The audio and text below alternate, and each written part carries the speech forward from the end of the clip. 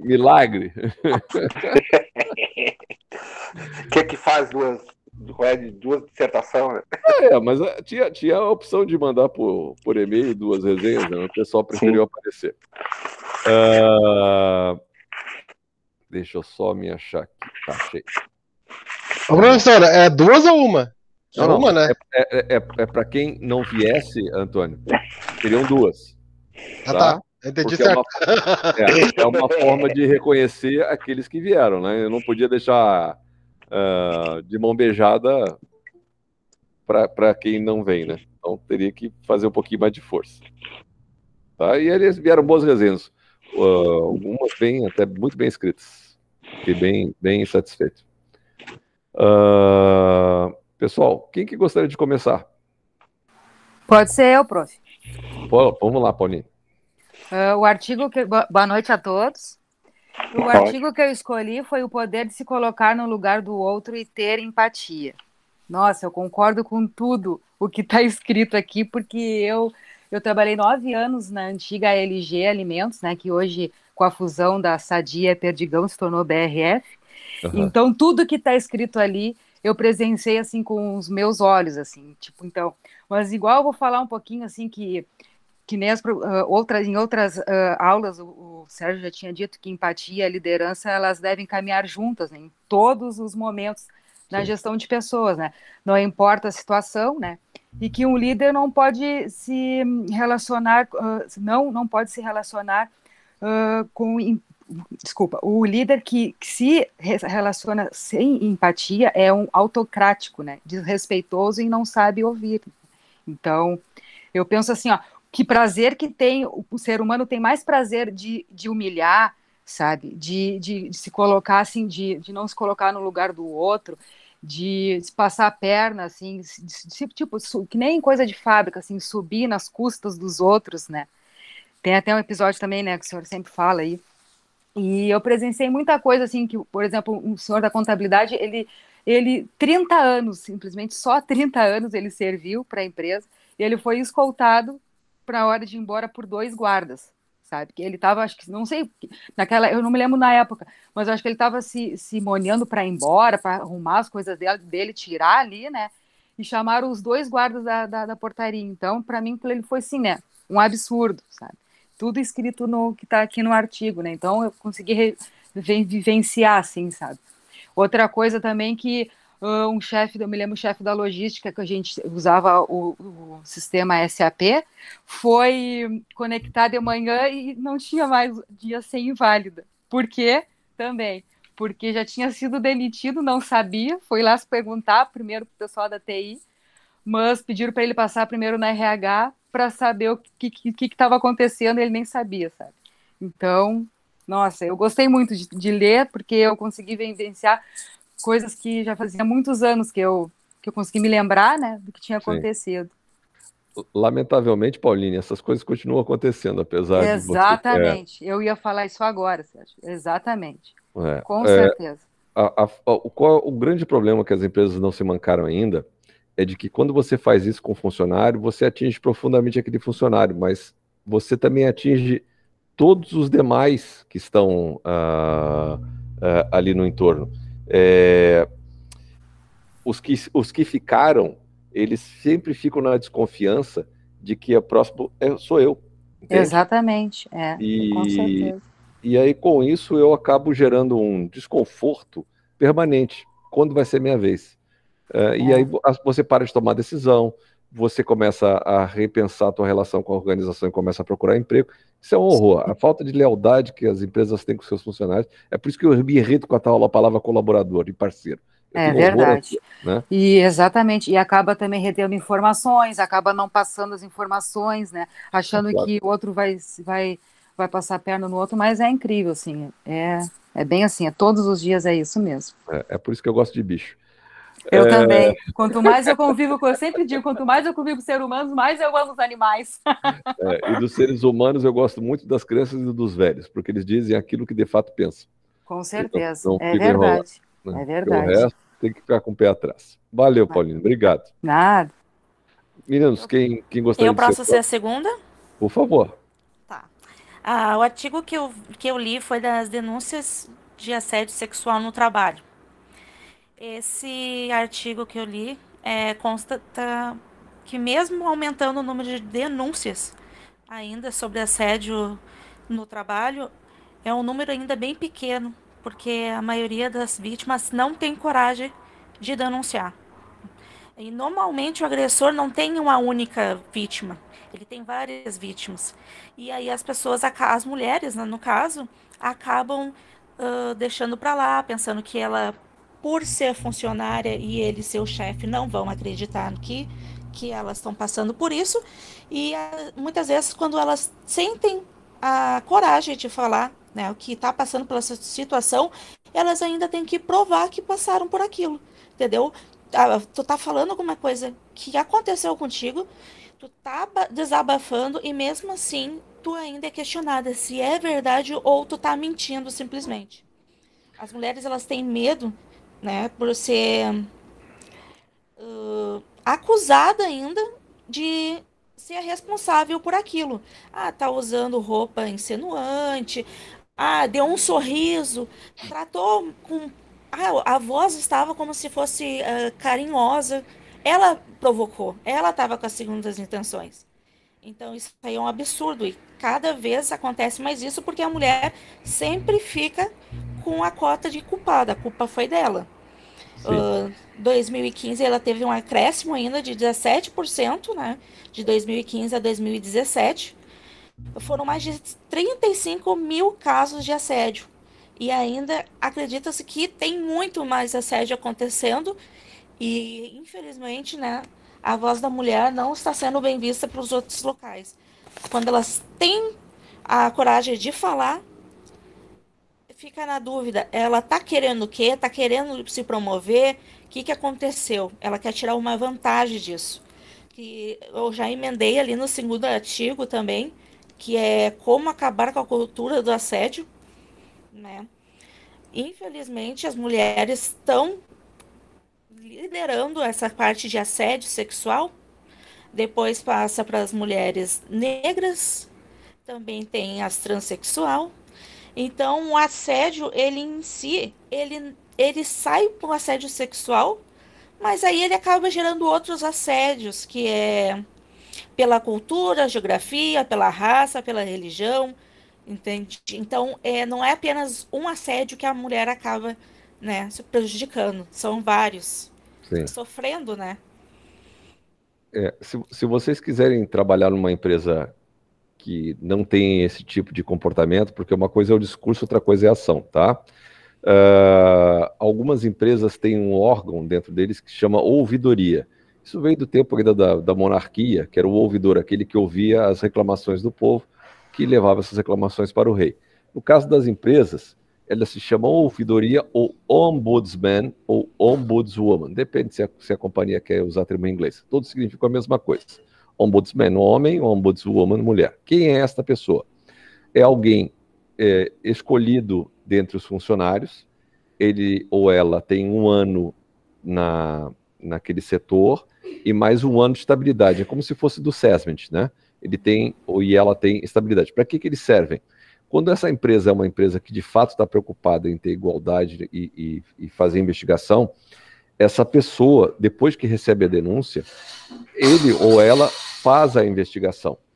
E, havendo o culpado, as medidas então são tomadas. O que as empresas fazem? Elas acobertam muitos desses casos, nós tivemos vários disso na Globo nos últimos 3 anos. O Google teve isso há pouco tempo, foi um escândalo lá dentro. Em vez de demitir o camarada, era um dos sócios, ele, não dos 3 fundadores, tá? Sócios menores. Ele recebeu um caminhão de dinheiro para pedir demissão. Então, do tipo assim, olha, seu potencial é fantástico, você contribuiu muito, mas você teve um comportamento inadequado, mas como nós podemos precisar de você no futuro, você está saindo com esse caminhão de dinheiro. Quando os funcionários descobriram que eles saíram com esse caminhão de dinheiro, foi um outro problema, né? Porque aí ficaram indignados com o tipo de tratamento que o camarada teve. E aproveitando o artigo da Camila, se alguém mais vai, eu já estou me adiantando, tem tido muito caso de assédio nas startups. As startups são essas empresas que tiveram um crescimento exponencial, muito, geralmente ligadas à tecnologia, e como são jovens que com 25, 26 anos estão muito ricos e muito bem-sucedidos, eles passaram a entender de que são donos do mundo e aí tratam as pessoas de forma inadequada, promovendo assédio. O caso mais famoso aconteceu há 5 anos atrás e foi um dos fundadores do Uber. Antônio, nem levanta a mão, depois você já sai falando, eu tenho horror a esse diabo dessa levantada de mão aí. Então, ele se descobriu que ele fazia assédio, houve um monte de reclamação, e aí os demais investidores tiveram uma conversa no pé do ouvido dele, e ele saiu do controle da empresa, ele ainda é dono, mas ele não manda mais no dia a dia, porque foi a forma de evitar que a coisa aumentasse. Fala, Antônio. Não, não foi um assédio, né? Mas foi um assédio moral que eu sofri numa empresa e eu fiz caí na burrice de fazer essa denúncia de ouvidoria, né? Uhum. Que aquele velho trâmite de empresa que nem um dos seus chefes vai saber, né? Sim. Dali 2 minutos depois da denúncia, o meu gerente me chamou lá, né? Ô, meu, tu foi lá e falou do cara lá, assim, mas o cara, ele foi abusivo, né? Tomar decisão, poder, tipo assim, me humilhou, né? Ah, mas isso aí tu não pode fazer. Cara, o negócio é o seguinte, meu princípio é primeiro, né, cara? A primeira coisa que eu sabia da denúncia é que era um 0800, tu não podia estar contigo isso aí. Isso aí já tá errado. Então, na verdade, isso aí, bem no fundo, não funciona. Vai cair no teu chefe, vai cair na direção e vai sair tu por ruim, né? Então, é bem complicado essa história de denunciar uma pessoa. Por mais que a empresa pregue que é anônimo, vai ser sempre teu nome que vai estar na reta. Entendi. Mas eu sempre fui de falar, né? Então, pra mim, tanto eu falei pro gerente, o gerente, não é pra investigar, então tu investiga, não é pra ter uma comissão pra investigar essa situação, né? Tu investiga e depois, se quiser me demitir, me demito, se quiser, mas eu preciso saber do respaldo, né? Sim. Só que serve de exemplo, tá? Que eu sou muito de me impor. Mas se é uma pessoa que já acha ali, não, eu vou tirar a denúncia, fica assim, ficou feio. Mas eu acho que, por mais que seja era uma grande empresa que eu trabalhava, sabe, que aconteceu isso, é o canto do vigário. Vão saber, vão tomar conta e às vezes até fica com uma situação mais pesada pro teu lado, né? Porque Não até duvido. daí o meu coordenador me olhava com uma cara que não tinha nada a ver com a história, com medo de mim. Sim. Então é bem complicado, né? É uma pena. Eu confesso a vocês que se acontecesse isso comigo, nunca aconteceu, mas se acontecesse, a minha atitude seria, independente da organização ter a ouvidoria ou não, seria preparar o meu currículo e começar a disputar a vaga fora. Tá? É o que eu faria, porque eu concordo contigo, Antônio. Não tem como você saber o quão séria é a organização até você, de fato, participar dela e acontecer isso contigo. Também Isso acho. que é um homem, né? Uma mulher que acontece. Esse artigo foi feito nos Estados Unidos e 85% das mulheres lá nos Estados Unidos estavam sofrendo assédio, né? Normalmente o homem acaba sofrendo por quebra de sigilo ou até com a parte da liderança, né? Um querendo o local do outro na empresa, mas das mulheres ainda tem esse problema ainda de discriminação sexual ou até racial. Verdade. Eu não tenho o que argumentar contigo. É uma grande verdade. E isso é no mundo todo, lamentavelmente. Aqui Sim. Talvez um pouco pior, porque a nossa sociedade é muito machista. Ainda é. Né? Exatamente. Só mais um adendo, tá? Isso aí agora eu lembrei aqui, acabei lembrando, mas é uma história engraçada, sabe? A gente tinha na empresa uma menor aprendiz. E a guria era bonita mesmo, sabe? Todo mundo achava a guria bonita, né? Bababá. E eu, cara, nunca dei bola pra isso. Pode ser feio, pode ser bonito, eu sempre ensinei do jeito que me ensinaram. A parte ali de explicar, saber trabalhar, bababá. Daí um dia meu chefe me chamou no escritório, meu, tu não fica muito perto dessa guria que ela pode trazer problema. Daí eu olhei assim, mas como me trazer problema? Não, é menor aprendiz de um projeto aqui, tu sabe, esse povo olha só a ignorância de um gerente. Esse povo é de baixa renda, daqui a pouco ela vai querer te assediar. Deu, cara, se tu não tá contente do jeito que eu trabalho com as pessoas, porque eu trato todas as pessoas iguais, então tu me demite, cara, porque isso aí é um racismo, cara. Então, se a pessoa é bonita ou feia, ela tem que aprender. Não vai ser porque ela é bonita que ela não vai trabalhar, cara. É incompetência, cara. Tu vai me cobrar que ela não tá trabalhando. Daí tu quer que ela trabalhe como se ninguém ensinar. Verdade. Então é ridículo. Tem umas atitudes muito ridículas na empresa. Antônio, assim, a maior notícia que eu tenho para te dar é que isso não precisa ser uma empresa. Por exemplo, nós tivemos uma reunião há 2 anos atrás em que o nosso procurador do Instituto Federal fez uma palestra e ele recomendou que nós, professores, nunca dessemos caronas para alunos, porque um aluno ou uma aluna poderia usar de má fé dizendo que foi assediado pelo professor. E por mais que ela ou ele não conseguisse provar, sempre ficaria desconfiança, seria aberto processo, ou seja, haveria chateação. E por que ele falou isso? Porque já aconteceu. Então, assim, como precaução, sempre que você for dar instrução para alguém, ou vocês todos forem dar instrução para alguém que possa ter esse tipo de controvérsia, a minha recomendação é a mesma que eu daria para qualquer um que faz exame ginecológico. Sempre tenha mais alguém na sala no momento do exame. No caso do menor aprendiz ou de um outro colega que seja diferenciado em termos de beleza, a minha recomendação é vá com mais um, que é para ter um terceiro para ser a contraprova dessa história toda, tá? Tá cheio de maluco por aí, tá, gente? Tem muita gente louca andando na rua e a chance da gente ser processado por qualquer bobagem é muito grande. A gente evita. E tá? por causa desses malucos ainda, que a mulher acaba perdendo mais a voz ainda. Cara, acho que o problema da mulher aqui, Camila, especificamente, é porque nós vivemos uma sociedade absolutamente retrógrada em termos de valores, onde a mulher tem que se vestir de acordo com os conceitos que o homem entende que sejam adequados, em que ela não pode andar de uma forma sexy, insinuante, não diria, mas sexy, bonita, despojada, porque aquilo iria ser uma forma de chamar a atenção de um homem. É uma coisa meio selvagem, meio animalesca. Cara, nós vamos demorar uns anos ainda para poder evoluir. Acho que só tuas netas talvez consigam viver nesse tempo. Os meus filhos... Infelizmente, existe a desigualdade. Com certeza.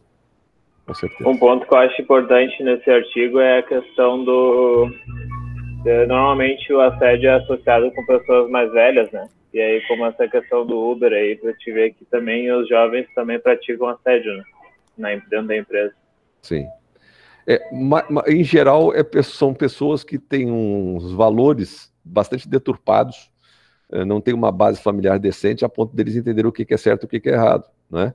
Não é porque você está numa posição superior, numa posição de destaque ou tem fama, que isso te dá liberdade para praticar o assédio. O assédio é uma forma de violência que alguém em uma posição... Isso é briga de poder, tá? Que alguém em uma posição inferior estaria recebendo. Nós aqui no Brasil sofremos assédio 24 horas por dia, independente do nosso gênero, com os nossos políticos, do tipo, você sabe com quem está falando? Né?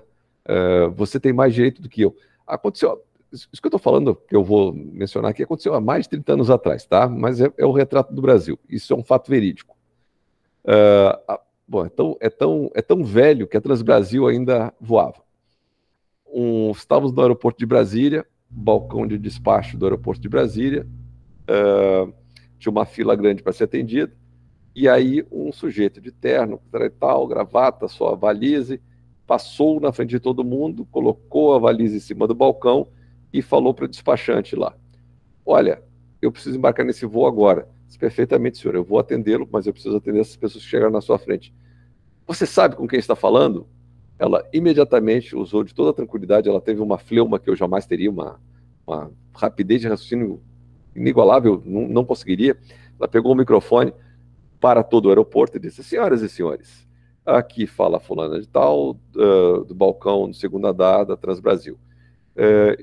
Tem um senhor aqui vestido de paletó tal, camisa tal, gravata tal, carregando uma valise. Ele não sabe quem é. Quem puder identificá-lo, por gentileza, compareça ao balcão. Tipo, se você não sabe quem está falando, é sinal que você tem problema. O cara ficou muito pau da vida e foi para o final da fila. Fez uma baita carta de reclamação em relação à menina. Felizmente, o senhor Omar Fontana, que ainda estava vivo naquela época, abraçou a reclamação e não deixou que a coisa fosse à frente. Mas é um nível de prepotência, e esse nível de prepotência acontece no dia a dia. Nós estamos com um deputado que foi preso agora, há uns dias atrás, o tal Daniel Silveira, que foi parar no Instituto Médico Legal da Polícia Civil, e ele deu um carteiraço, apesar de estar preso, ele deu um carteiraço na médica que solicitou que ele colocasse a máscara. Vocês devem ter visto isso na televisão. E ele, de forma prepotente, disse: sabe que sou eu? Sabia que eu sou policial? Sabia que eu não sei o quê? E o idiota do delegado da Polícia Federal que estava com ele foi incapaz de ordenar que ele obedecesse à moça. Ainda como conclusão final, a chefia da Polícia Civil do Rio de Janeiro entendeu que ele não havia faltado com respeito com a médica. Como não? Claro que faltou. Foi preciso que o Supremo abrisse um processo contra o cara, porque se dependesse da polícia, chefe da moça, não tinha desrespeito. Gente, nós estamos em 10/3/2021, isso foi há 15 dias atrás. Então, lamentavelmente, aquela história de 30 anos atrás continua e, pelo jeito, vai continuar por muito tempo. Tá? Quem mais gostaria de colaborar com as conversas? Por favor. Eu peguei o artigo de propósito no trabalho. Esse artigo fala que as pessoas precisam ser inspiradas no seu trabalho através de outras pessoas. Ali fala que o líder ele deve levar para o lado pessoal e engajar as pessoas para que elas sintam no propósito do serviço dela, a função delas, motivos para que elas consigam, então, atingir seus objetivos, consigam dar sentido e ter um propósito no seu trabalho e consigam, então, ficar mais engajados, consigam ter mais amor ao serviço, né? Também fala que o líder deve agir de forma mais autêntica, ele não pode falar uma coisa e agir de outra forma, ele tem que fazer isso de uma forma também rotineira, de uma forma duradoura, que siga sempre. Ou seja, ele tem que acreditar naquilo que está falando, não pode só falar da boca para fora e agir diferente. Ele tem que ter um comportamento igual ao que ele está falando, para que as pessoas, então, se inspirem nele e buscando um propósito nas suas atividades, se engajar mais e buscar os resultados que a empresa precisa. Esse artigo também falou lá de um exemplo da Microsoft, uma gerente que estava na Áustria lá, e que pegou a sua equipe e mandou ir para a rua lá para ver o que os usuários da Microsoft precisavam, e aí as pessoas, então, vendo como as pessoas usavam os produtos delas, ficaram mais comprometidas com o serviço e se engajaram mais em melhoria do serviço. Ou seja, o líder, então, identificando as pessoas um propósito do seu serviço, ele vai estar motivando as pessoas, engajando as pessoas para que atinjam os resultados dos seus serviços. Isso aí. Nós temos um exemplo aqui, que agora ele tem uma outra empresa, ele durante muitos anos foi o presidente da Lojas Renner. Renault, agora não me recordo, Galó, Joel Galó. Esse camarada, ele começou como contínuo e tal, foi crescendo dentro da Renner, e depois que a Renner teve as ações pulverizadas, ele foi o primeiro caso no mundo de ações pulverizadas, foi ideia dele, inclusive, ele virou CEO durante muitos anos. Ele saiu, acho que ano passado ou ano retrasado. Esse camarada, apesar de ser o CEO da Renner, ele fazia questão de entrar nas lojas e ver como o usuário interagia na loja. O que acontecia de falha. Por que ele fazia isso? Para ser pegar no flagra funcionário que está fazendo alguma coisa errada? Não. É tentar, com o olhar de quem está de fora, quem não está contaminado ali pela loja, olhar como é o processo de compra e aonde eles estavam falhando. Isso servia de modelo e inspirava os funcionários a quererem ser igual a ele. Então, uma série de melhorias foi implementada, e quem está falando aqui é alguém que detesta a Renner, eu posso falar com tranquilidade, foi implementada graças a esse olhar de líder para o cliente e para os seus colaboradores. De novo, algo que eu já falei algumas vezes, se vocês falarem mal da Renner para algum funcionário da Renner, muito provavelmente vocês vão ser marreteados, porque eu fui. Eles têm uma política de contratação interna, de promoção interna, que eles são maravilhados com a Renner. Isso é respeito para com o funcionário, tá? Eu só vou corrigir, Uraçu, algo que a gente já vai falar no próximo encontro, a gente não motiva o outro, tá? A gente consegue criar as condições para que as pessoas busquem a motivação dentro de si. Não, é através do propósito, né? Através do propósito que a gente dá condições para que a pessoa se motive. Exatamente. Exatamente. Só a gente tem que evitar usar o termo, eu vou motivar os meus... Não, a gente não motiva. Se o funcionário não buscar dentro de si, não vai rolar. E para ele buscar dentro de si... também criar o ambiente, né? Exatamente. Criar o ambiente para mais propício.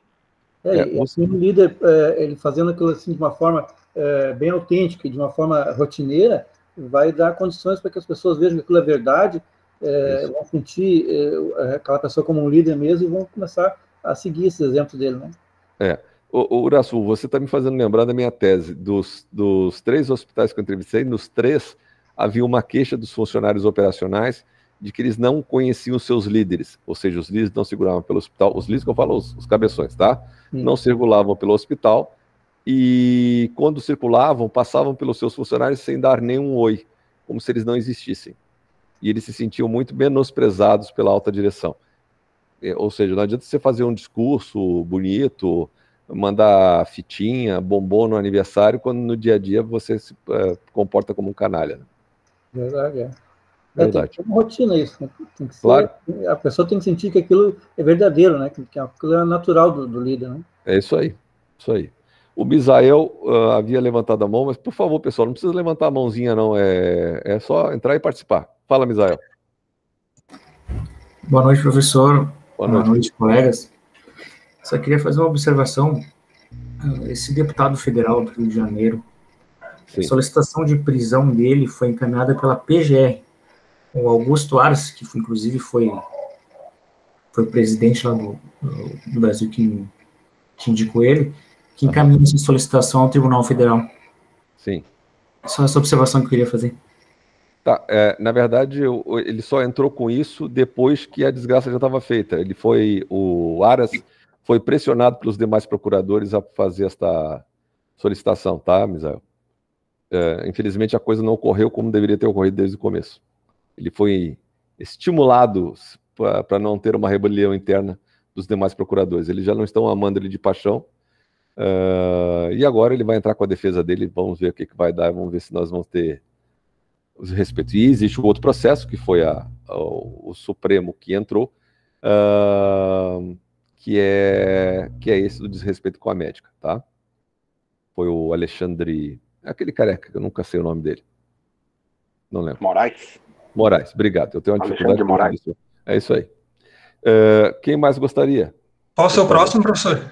Pode, não sei quem falou, mas vamos lá. Maurício, que eu acho que tem um pouco a ver tem uma continuidade aí com o artigo do colega, que ele são as 5 estratégias para apoiar os funcionários durante uma crise. Esse artigo ele foi publicado em fevereiro desse ano.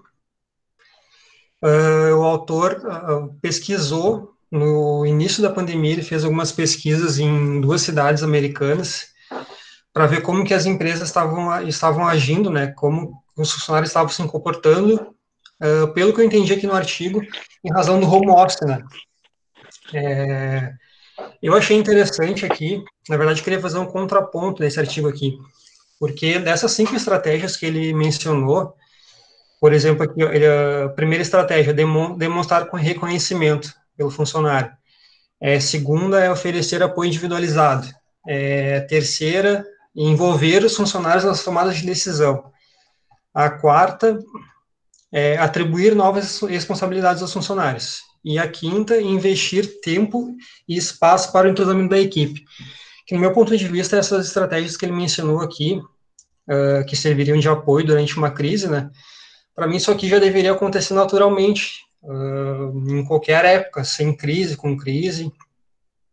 Eu acho que durante uma crise, que nem a gente está vivendo atualmente, o buraco é muito mais embaixo, eu não saberia nem explicar.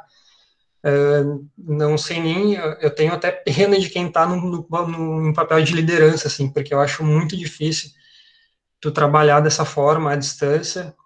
Eu não sei, esse é o meu ponto de vista sobre o artigo. Ele tentou aqui criar 5 estratégias de apoio durante uma crise, mas para mim isso aqui seria ao natural já, então acho que, não sei se você me fez entender, o buraco seria mais embaixo. Maurício, eu não tenho como discordar de ti. O que eles estão oferecendo agora como uma prática para home office deveria ser uma prática para qualquer momento da empresa, e se eu tivesse essa prática sempre, quando eu passasse para home office não teria problema. Você está coberto de razão. Exatamente, essa foi o meu ponto de vista. Quando você não trabalha num cargo que seja mecânico, ou seja braçal, quando a tua função precisa de penso, né? O penso vem do italiano da atividade cerebral. Eu preciso dar autonomia para essas pessoas e eu preciso ouvi-las. Isso tem que ser uma constante na vida do líder. Qual é o grande problema dos líderes? Eles vivem dentro de reunião, a maior parte das reuniões são absolutamente não proveitosas. Isso quando ele não se esconde atrás de um computador, se envolvendo com outras tantas tarefas e se esquece da equipe. Então aí dá esta naba toda na vida das organizações e eu tenho que me reinventar. Se eu fosse sempre um líder assim, cara, Maurício, fecho contigo 100%.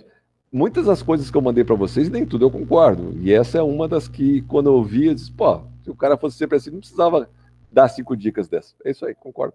Valeu, Maurício. Obrigado. Ô, professor, mas me tira uma dúvida, porque o líder nem sempre foi líder, né? Normalmente, às vezes, ele começa de um cargo baixo, né? Sim. E o que leva ele a ficar assim? Será que é a política da empresa? É um pouquinho de tudo. Olha lá. Muito bem dito por você. A gente não nasce líder, né? A gente entra geralmente num cargo, começando no nível inferior, se espelhando em alguém e aí vai subindo. Pode ser que a gente consiga subir em 1 ano, pode ser que a gente leve 10 anos. Varia de organização e varia de pessoa para pessoa. E de vontade, na verdade, né? Mas acontece que dependendo se eu não sou uma pessoa com uma base sólida de formação e de valores, e se a empresa como um todo tem esta política de entender que funcionário é um mal necessário, eu não vou me comportar da maneira correta. Por outro lado, se eu sou uma pessoa que tem uma boa formação, que entendo que aquela é a maneira que eu gostaria de ser tratado, e eu passo a tratar as pessoas do meu setor de uma forma diferenciada dos demais setores da organização, o que vai acontecer comigo? Meu setor vai ser hiperprodutivo, eu vou ter uma baixíssima rotatividade, e se eu trabalho numa empresa com valores deturpados, lamentavelmente eu já te adianto que você, líder diferenciado, vai ser alvo de inveja de vários outros líderes. Os caras vão tentar arranjar fofoca a teu respeito, dizendo palavras na tua boca que você nem falou, só porque você está mostrando o quanto eles não são competentes. E você, em momento nenhum, esse tipo de pessoa, em momento nenhum, se nega a compartilhar os seus conhecimentos. Mas como os outros são invejosos e não são competentes e têm uma base de formação ruim, eles preferem te detonar e se livrar da concorrência. O mundo é cruel, cara. As organizações públicas ou privadas são pérfidas. Não te ilude. Posso continuar? Eu gostaria de aproveitar o gancho da pergunta do colega, se possível. Sim. Eu li o artigo que é intitulado Estudo avalia por que pessoas tóxicas têm sucesso na carreira, da Bárbara Biganelli. Foi publicado em abril do ano passado. Ela traz um estudo da Universidade Alemã de Bonn, que busca entender o motivo por que as pessoas tóxicas, consideradas tóxicas pelo estudo ali, né, elas conseguem obter esse sucesso. Então, de acordo com o estudo, funcionários que têm um baixo nível de honestidade e modéstia são considerados tóxicos. Mas isso não impossibilita eles de obterem sucesso nas carreiras, de atingir o nível de ser um líder, né, de aumentar a hierarquia dele. E isso, segundo o artigo ali, isso ocorre porque o que é medido nas empresas não necessariamente é as atitudes que são tomadas por esses funcionários, por esses que se tornaram líderes, mas sim o desempenho deles dentro da empresa. O desempenho deles é tão superior em relação aos outros que é deixado de lado as atitudes que eles tomam de forma que não é modesta e que não tem tanta honestidade. Só daí, para finalizar, a autora lembra que, apesar disso, tem que ser tomado muito cuidado quando é levado um líder desse tipo é dado um cargo de liderança para pessoas tóxicas, porque pode contaminar todo o ambiente.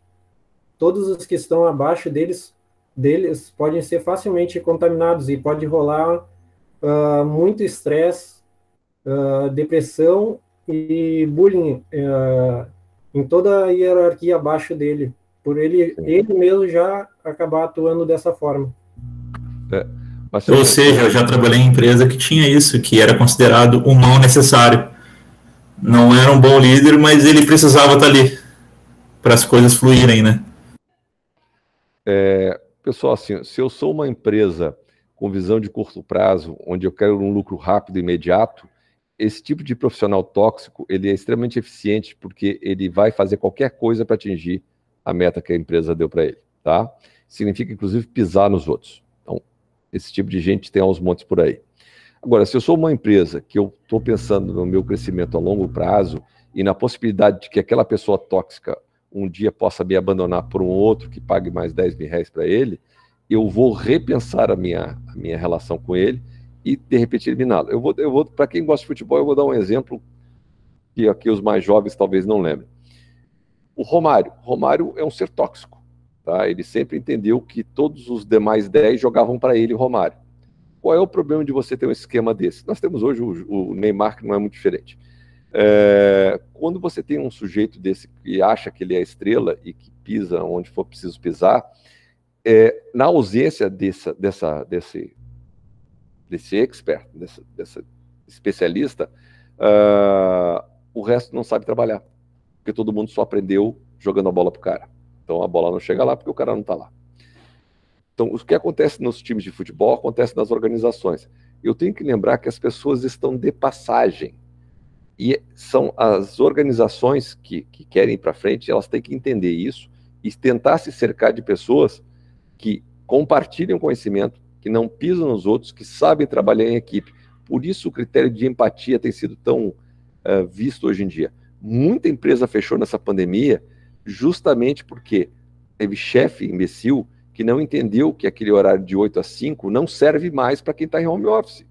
Porque o teu filho não está indo para o colégio, porque você tem outros problemas em casa, porque você tem que dividir o mesmo espaço com o marido ou com a esposa que está no mesmo ambiente também tentando trabalhar, mais berro de filho. Cara, eu tenho que ter um mínimo de entendimento de que o horário vai ter que ser flexível. Se eu sou esse tipo de funcionário tóxico, eu vou exigir que você esteja disponível para mim o tempo todo. E aí as pessoas acabam perdendo o tesão, se desestimulando e produzem menos, ou elas vão ser demitidas, ou elas vão tratar de se demitir e trabalhar numa empresa que as respeite. Quem é muito bom, pessoal, acaba conseguindo se recolocar no mercado sem precisar pedir demissão. Ele vai, ou ela vai, procurar um emprego numa outra organização, vai fazer as entrevistas de praxe e vai-se embora e vai dar uma banana para a empresa. Se eu quero uma empresa que continue, eu tenho que manter o meu capital humano, que é o meu conhecimento. O resto, pessoal, é balela. Mas está cheio de empresa assim? Com certeza. Eu trabalhei num hospital que era assim puro. O saco do Scherver era o corrimão para o sucesso. Quem mais puxava o saco lá do reitor, que era, na verdade, o dono do hospital, mais tinha chance de crescimento. Fala, Rodrigo. Eu li o mesmo artigo que o Maurício e concordo plenamente também do que ele falou. E pegando o gancho no que o senhor falou, é a questão assim, né? Nesse home office que nós estamos, o líder, se ele já não faz nos dias normais, né, como estava antes os dias normais, fazer essa visão, ter essa visão do funcionário, a gente tem que pensar assim, como está sendo no home office, porque pelo artigo ali, muitos líderes tiveram que o quê? Entender como estava a vida da pessoa, fazer digamos, entre aspas, um estudo de cada funcionário para entender como é que o funcionário estava se portando e, mediante a isso, filhos, rotina, casa, enfim, e entender e, cara, vamos ver então, assim, eu vou te tirar algumas demandas de trabalho, vou tentar passar para outro funcionário que seja que aguente o rojão, digamos, mais ou menos em miúdos o que o artigo fala, e vamos tentar ir levando e te ajudar nisso, né? Ou as demandas vão ficar para mim, o líder, adquirir essas demandas, para o cara ter uma saúde profissional, digamos assim, nesse tempo de home office mais sadia, né? Porque como eu estava vendo também como aumentou os casos de estresse, de psicólogo online, essas coisas assim com isso, porque está todo mundo meio assim, eu digo assim, ó, digamos o exemplo aqui da minha casa. Está eu e minha esposa de home office, nós temos 2 filhos de 2 anos, e eles estão naquela época que eles querem descobrir tudo, né, e não tem medo de nada. O meu filho, há uns 6 meses atrás, caiu com uma colher na boca, cortou a boca, enfim, mas é aquela coisa, a gente tem que respirar, nem contar até 10, contar até 13, vamos de novo, entendeu? Vamos de novo.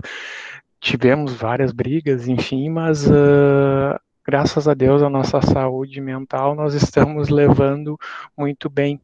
E, cara, nem a minha empresa e nem a empresa dela tem um futuro de tipo, vai voltar tal dia, porque a gente está vivendo tudo isso. E graças a Deus, o líder dela, o gestor dela, e tanto o meu, entenderam muito bem a nossa situação. E tanto que eu falo para o meu chefe, cara, se eu não conseguir cumprir a minha jornada de trabalho, vou cumprir mais tarde, enfim, vou deixando coisas para fazer mais tarde quando eles forem dormir. E bom que na minha parte, eu não sei como é que os outros colegas estão lidando com isso e nas empresas, mas nossa, que os nossos chefes, nossos gestores entenderam. E eu acho que tem que partir do líder da empresa entender o funcionário para ele se sentir seguro, né? E ter uma saúde para trabalhar melhor, porque senão, realmente, na época que nós estamos vivendo, o nervosismo, os nervos das pessoas estão bem mais à flor da pele. Isso a gente nota também, porque eu lido tanto com motorista de caminhão, como cliente e com os colegas. E tu sente assim, sabe, até no timbre da voz das pessoas, a diferença. Mais de quem tu conhece, né? Convive no trabalho. E o gestor, o líder, dentro disso, ele faz toda a diferença. Porque se ele não tiver, ele for uma pessoa tóxica, o resto dos funcionários vão se degladiar até se matarem, digamos assim, claro. Isso é um exemplo, né?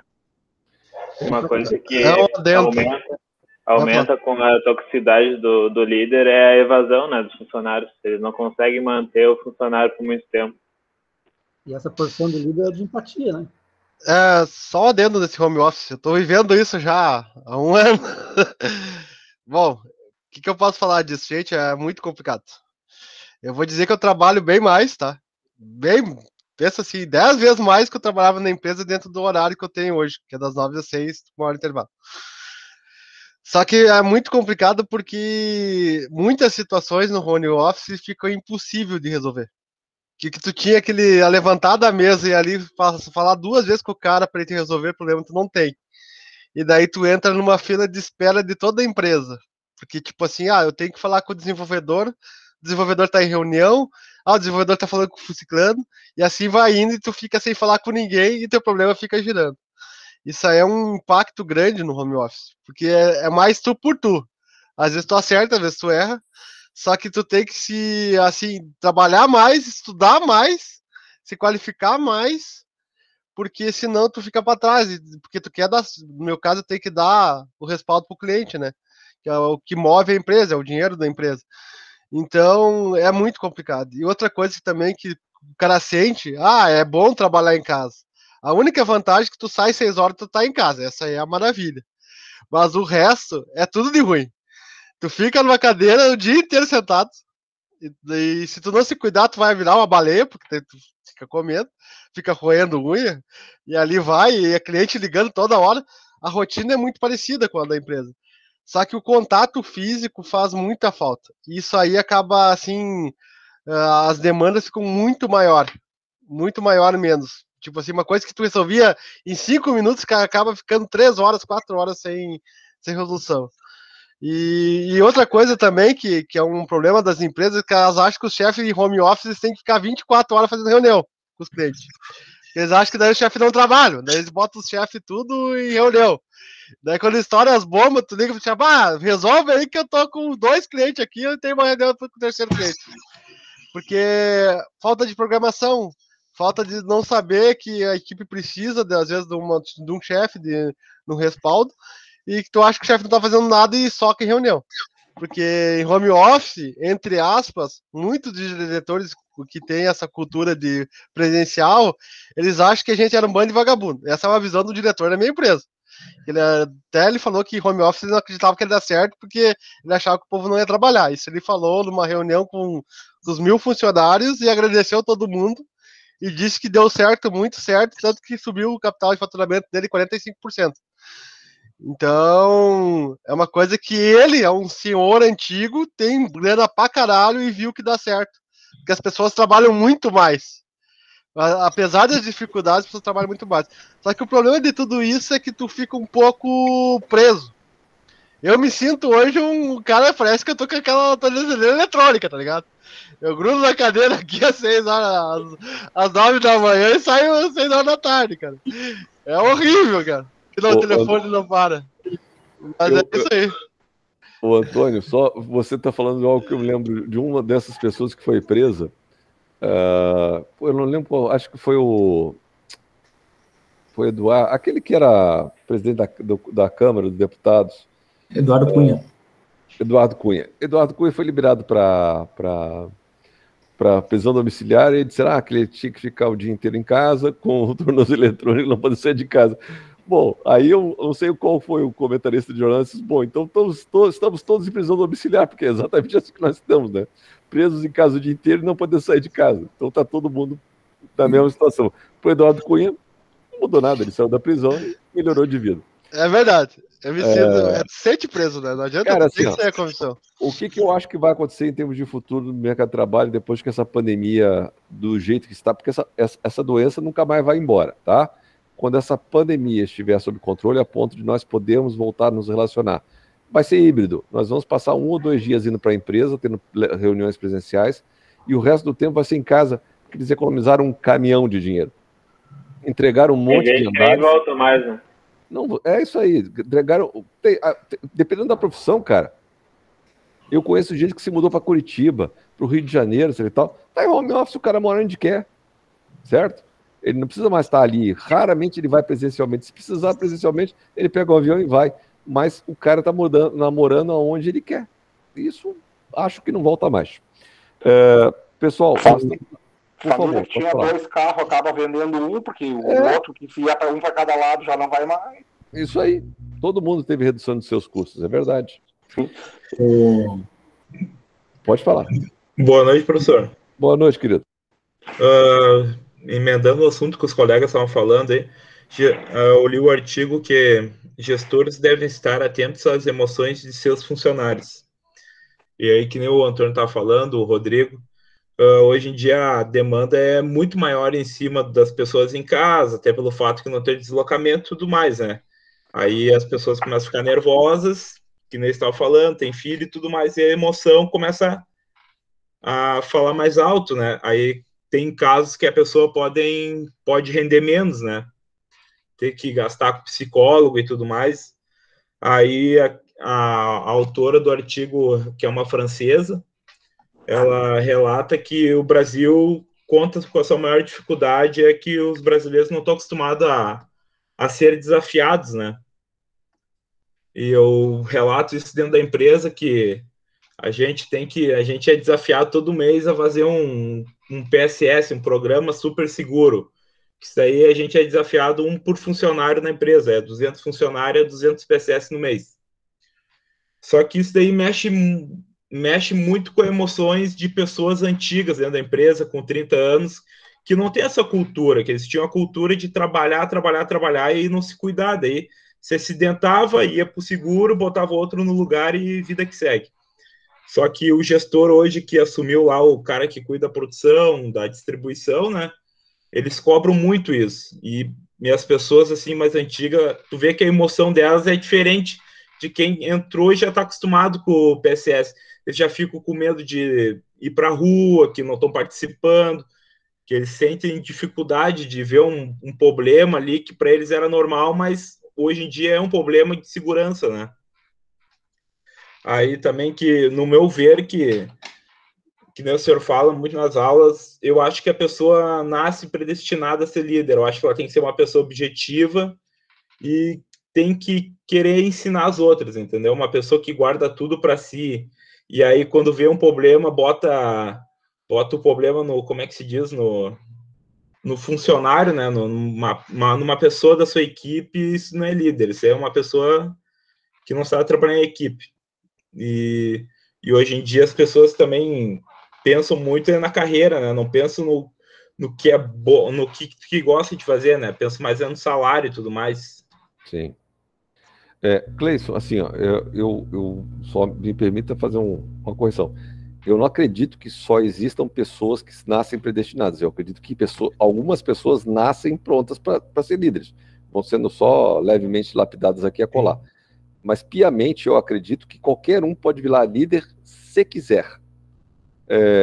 Por que se quiser? Porque tem gente que gosta de ser mandado e não gosta de mandar.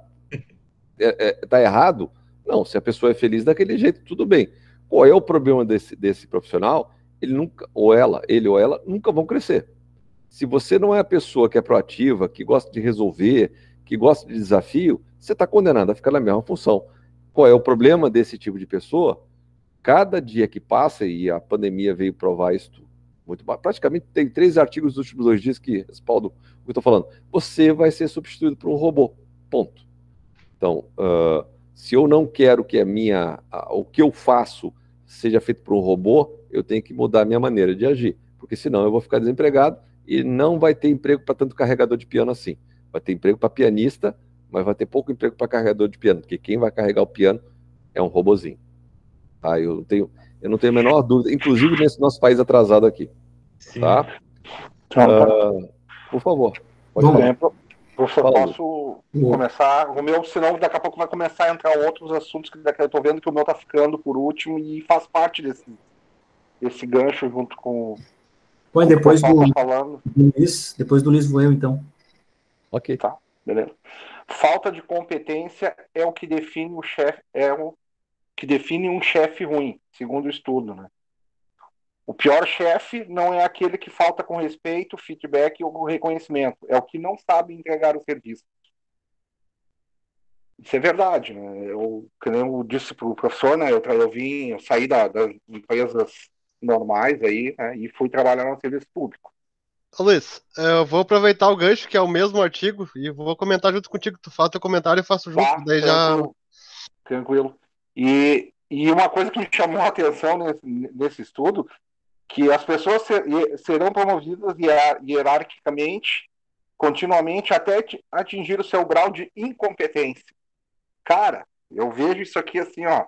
Só falta ter a marca d'água do estudo do logo da empresa atrás ali. Incrível. Pessoas assim que não têm comprometimento. O teu chefe, que a gente lá chama o coordenador, o coordenador, tu não adianta levar problema, nada para ele resolver, que ele não resolve. Pelo contrário, se ele puder, ele te dá uma cravadinha. Aí já, se tu for a segunda vez, ele já pega no teu pé, aí tu já ganha um estagiário para ficar com uma câmerazinha te cuidando o dia inteiro lá.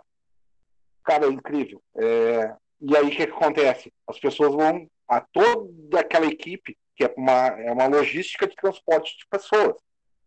Aí tu imagina tu começar a trabalhar de manhã cedo, apurreado, com saco desse tamanho, sabendo que o cara tá o dia inteiro só chafurdando ou arrumando um jeito de pegar no teu pé. Se não é tu, é teu colega de trás, é o colega da frente. Aí, para ter uma ideia, eu cheguei a recolher 3 ônibus numa manhã, porque um caiu a roda, o outro não tinha freio e o outro furou pneu. Eu não consegui trabalhar de manhã, não consegui trabalhar. Aí tu vai levar isso pro coordenador, o coordenador ainda fica bravo contigo. Ah, mas por que tu não foi com o ônibus sem freio? Ah, parei, meu amigo. Eu tô com um ônibus que eu carrego 250 passageiros Hoje eu vi uma reportagem do Rio de Janeiro, um BRT capotou. E aí? Aí a primeira coisa que acontece, ele vai, que nem aconteceu comigo, um acidente, um carro bateu na lateral do meu ônibus. Primeira coisa que ele foi fazer foi lá na câmera tirar o cartão de memória para ver se não era eu que era o culpado. Lado humano, zero. E só vai empurrando. E toda a equipe, todo mundo, todos os funcionários não vão se desgostando e acabam brigando entre si. As pessoas ficam brigando, e muitos funcionários antigos se aposentaram, saíram, não quiseram mais. Pessoas assim que vestiam a camisa da empresa, realmente que carrega a empresa nas costas, que o que leva para dentro da empresa, o dinheiro, são quem está transportando passageiros. E acaba transpassando para a população também. Ou seja, piora a qualidade do serviço, a educação que tu vai tratar os teus passageiros, do teu cliente. E o gestor fica lá por anos e anos. Por quê? Porque o cara, depois de 10 anos, eu não posso tirar ele dali porque ele vai continuar recebendo. Ou seja, ele não pode sair dali e voltar a dirigir um ônibus, porque senão ele vai ficar ganhando 3 vezes mais do que um motorista de ônibus. Ou seja, vai ficando aquela pessoa incompetente ali, e aquela roda vai girando, e o troço não sai do lugar. Né? E é realmente o que o estudo diz aqui, é aquela frase que o senhor falou: funcionários deixam os chefes e não as empresas. Muita gente boa, muito profissional bom, saiu para trabalhar transportar produto numa carreta que ganha metade do salário, porque não aguentava mais. Chegou ao limite, assim, de muitos funcionários até se afastar psicologicamente. E falar assédio moral, né? Assédio moral, então, inteirou, assim, de um jeito. E eles conseguiram estragar uma estrutura que a empresa tinha, que vinha de... Era uma empresa mais do que centenária, ela vai fechar 150 anos. A gente tinha uma comissão de funcionários, de 12 funcionários que resolviam problemas assim. A gente tinha tudo que acontecia, por exemplo, entrasse uma reclamação via saque, a gente podia fazer uma argumentação, o que aconteceu, o que não aconteceu. Eles eliminaram tudo isso. Aí quando tu contesta alguma coisa, quem é que pega para responder? O cara que está lá dentro, que não quer se comprometer com nada, ele olha e creu. Aí fica doído. E nas outras empresas é o que eu vivi normalmente, né? A pessoa vai subindo, vai chegando até o nível que ela consegue, ou que ela consegue trabalhar ali como um líder, um supervisor, ou ele não vai mais adiante porque ele já se acomodou, ou também porque a empresa também limita o crescimento daquele funcionário. Eu já tive dos dois lados da moeda. Então, eu saí de muitas empresas por causa disso, que eu era mais ou menos que nem o senhor, ficava 2, 3 anos, se não pintasse nada, não melhorasse nada, eu cravava no pé. Né? Só que a gente vai chegando uma hora que acaba enchendo o saco e tu quer dar uma estabilizada. Né? Aí é bem complicado. Principalmente o chefe aquele outro chefe que realmente tu chegava lá, te chamava às 6 horas da manhã para te dizer que tu tinha acontecido alguma coisa, imagina. Daí tu vai começar a jornada de trabalho 6 horas da manhã, com 100 e poucos passageiros nos ouvidos da manhã, imagina. Aí o chefe tinha um que chegava, sentava, não, vamos cá, vamos conversar, senta aqui. Ele já pegava o telefone do despachante, manda o outro lá que daqui a pouco ele vai lá. Tá, conta aí, pá, como é que tá a família? Vamos tomar um cafezinho. 10 minutinhos que ele perdia contigo, tu já baixava teu ímpeto, tu conseguia conversar com ele podia não resolver, mas aqueles 10 minutinhos que ele conversava contigo, ele já dava aquela estabilizada, já saía dali mais tranquilo, tu já ia lá para o terminal trabalhar, tu já não ficava intoxicando os outros colegas. Só que aí o que aconteceu? Era um cara que estava se encaminhando a ser gerente.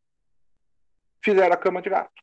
Enquanto não tiraram o cara dali, os outros 5 coordenadores, porque ele já estava no rumo, ele já estava com o pé praticamente na gerência. Deram um jeitinho de derrubar ele. Aí continuou tudo daquele jeito. Né? Ô, professor, eu vou falar, já que é do mesmo assunto, depois daí tu faz o adendo dos dois aí. O assunto é o mesmo, tá? Esse artigo chama atenção em alguns pontos, que o colega já citou a maioria ali dos mais importantes. O que acontece? 2 pontos ali é o estudo é o princípio de Peter ali, né? Que ele fala em hierarquia, né? Que é a questão do cara atingir o grau de competência, né? Ia subindo de cargo e atingir um grau de incompetência. Isso aí me chamou muita atenção, porque tu vê muito isso nas empresas. Tu vê a concorrência entre os colegas para ser chefe e tudo mais. O cara tá lá naquela ponta, o cara não entende porra nenhuma. Porque eu sou 10 vezes melhor que o cara. Porque se eu tivesse lá, tu ia ver. Ia ficar top o negócio. Gente, isso aí eu vi em várias empresas acontecer, tá? Não digo que nem o professor diz, tu pode ser chefe, tu pode ser um bom líder, tu pode ser um coordenador, tu pode. Mas tu tem que estudar para isso. Porque às vezes tu acha que tu é um baita técnico e que tu vai ser um baita chefe. Só que chefe, gente, é outro esquema. O chefe não é pago para tu fazer a parte técnica. Ele tem que fazer acontecer a parte técnica. Ele é pago para analisar os gráficos da empresa, para analisar o que está dando lucro e para fazer as metas da empresa. Se ele não fizer aquilo, ele está na rua. Então, quando o cara sobe para um técnico sobe para lá, ele pega aqueles gráficos lá, ele fica de cabelo branco, porque ele nunca viu aquilo, ele nunca viu indicador, ele não sabe o que é um KPA, uma skin de peixe, não sabe nada. Então, o cara pega aquilo ali, chega numa reunião, eu preciso do indicador de quantas manutenção de pneu por dia, como é que é? Tu fica de cabelo em pé, tu fica sem resposta. Porque tu não tem a capacidade daquilo que tu achava que tinha. E muita empresa te promove por te promover. E daí chega na hora de te cobrar, daí tu vai lá, mas o cara era bom lá na oficina, era o chefe dos mecânicos, vou dar um exemplo, tá? O chefe dos mecânicos é o melhor, agora aqui na reunião ele amarelou, ele não sabe o que ele vai fazer, não sabe o que vai melhorar. Então, o que eu aprendi na vida, gente, você tem que se capacitar. Você tem que entender como é que funciona aquela função. Não é simplesmente chegar lá e eu vou ser chefe, eu vou mandar. Não é assim, cara. Tu tem que entender o lado da empresa, o que eles vão te cobrar, e tu tem que saber passar aquilo para os teus subordinados. Se tu não só fazer isso, tu tá ferrado. Tu perde a mão do teu mão de obra e tu não dá resultado. E tu se quebra em 4, 5 meses. Isso aí é um adendo que eu vi do artigo. E outra questão também que entra nesse assunto, assim, que aconteceu comigo, faz pouco tempo até. Eu trabalhei, eu acho que 6 anos, quase 5 anos, 6 anos numa empresa praticamente. E nesses 6 anos, 3 anos, um gestor assumiu. E ele ficou 3 anos tentando me derrubar. Gente, um gestor só derruba a pessoa quando a pessoa é incapaz. Quando a pessoa não tem capacidade de trabalhar e quando a pessoa não tem valor. Ele ficou 3 anos falando com o dono da empresa para me demitir, o dono da empresa não me demitia porque eu dava contribuição, eu dava indicador, eu dava o que estava errado, eu fazia acontecer, eu fazia um bom trabalho, e isso ele não tinha como me derrubar. Ele era um gestor que ele era, que nem diz aqui, que ele tinha todos os atributos ali, só que ele não tinha entrega. A entrega dele era a entrega minha, dos funcionários abaixo. Então, ele, quando ia para uma reunião, quem tinha que entregar era eu, e o dono via que entregava era eu, não era ele. Então, ele não tinha essa entrega. Daí você vai perguntar, por que a empresa não demitiu ele? Porque era um baba-ovo. Tudo que fofoca da empresa, tudo que acontecia na empresa, ele levava pro dono. E o dono, apesar de ser gente boa, né, não vou falar o nome dele, gente boa pra caralho, ele adorava isso. Porque assim ele ficava sabendo de todos os bafões da empresa, ele sabia de tudo que estava acontecendo. Ele gostava de botar lenha na fogueira, entendeu? Só que é ruim, gente, de trabalhar assim. Eu fiquei 3 anos assim numa fogueira, eu chegava na empresa, eu olhava pro cara do chefe, dava vontade de dar um tiro, chefe, cara. Ele promovia a concorrência, né? Mas só que isso aí, cara, era engraçado. E tu via, tu conversava com o dono, ele dava um risado, ele gostava desse furdunço. Porque assim ele era um jeito dele de acompanhar tudo que estava acontecendo na empresa. Por mais que fosse ruim e prejudicante para mim, eu entregava o trabalho e ele geria o trabalho. Então, ele não podia me demitir porque eu entregava. Então ele não ia chamar outra pessoa qualificada em pouco tempo para entregar todas as demandas que eu fazia. E o dono sabia disso, mas ele era um bom gestor porque ele era fofoqueiro. Então ficou elas por elas. Então eu fiquei 3 anos, gente. Fiquei muito estressado. Olha, eu fiquei muito estressado. Eu fiz o que o professor falou ali. Eu cheguei num dia lá, eu falei, dono, um negócio segundo, falei com o dono da empresa, porque ele ia fazer festa, né? Ele fez até, acho que um churrasco quando eu saí da empresa, porque a gente não se batia, né? Porque eu cobrava muito ele e ele ficava muito bravo por isso, porque ele é incompetente, né? Então, eu peguei, falei com o dono que queria sair e tudo mais, troquei de empresa, mas já arrumei emprego, já tinha arrumado uma outra empresa para ganhar mais, tudo mais, fiz todo o protocolo que se faz quando tu tá infeliz. Só que, gente, isso aí vai acontecendo. Às vezes vai acontecendo, tu vai entrando nas empresas e tu vê que só muda o nome das pessoas. Acontece hoje na minha empresa, tu vê que é assim, as empresas que crescem muito rápido, que nem essa empresa de tecnologia que eu trabalho hoje, tem muito chefe ruim, porque são pessoas que foram ficando na empresa há um vasto tempo, eles não tiveram onde enfiar e foram enfiando em cargo de gestão. E só que daí eles são, entre aspas, muito bem vistos pelo dono. E isso é muito ruim. Muito ruim, porque, que nem o professor falou numa aula, né? Em vez de eles botar para escanteio, botar numa qualificação que não gosta e tirar fora, eles ficam ali deixando o cara como Deus e o cara fazendo merda. Só que ninguém, tipo assim, eu tenho um gestor, vou dar um exemplo hoje, que ele é gestor, ele fala até para limpador a merda, e ninguém dá bola para o que ele fala. Todo mundo caga, porque ele tem a capacidade de chegar nas reuniões e falar assim, gente, se vocês não gostam do meu trabalho, me demitam. Ele fala em tudo que é reunião isso. E é engraçado, cara. Só que eles não demitem o cara, porque o cara tem 30 anos de empresa e é um caminhão de dinheiro que leva, entendeu? É ridículo isso. Existe um ditado que o tempo se encarrega, Antônio. Vai se aposentar um dia, né? Ou vai morrer. Iago, estava querendo falar. Mas era isso. Queria complementar com o meu artigo, né? Que já tá na hora quase. O meu artigo ele fala sobre a liderança e a dificuldade de ter uma diversidade na prática, né? De ter pessoas de diferentes gêneros e diferentes etnias, locais, etc. Ele mostra que empresas que têm uma diversidade maior em cargos de alto escalão, como gerente, diretor, como pesquisado, né, tem uma média de lucratividade maior, assim como o respeito pelos líderes, né, até pela posição de cada. Por exemplo, uma mulher tem um tipo de liderança diferente de um homem, ela é mais atenciosa, muitas vezes, né? Mas ele mostra que é muito diferente, assim, essa questão e que como pode variar de empresa para empresa, né? Às vezes está tão enraizado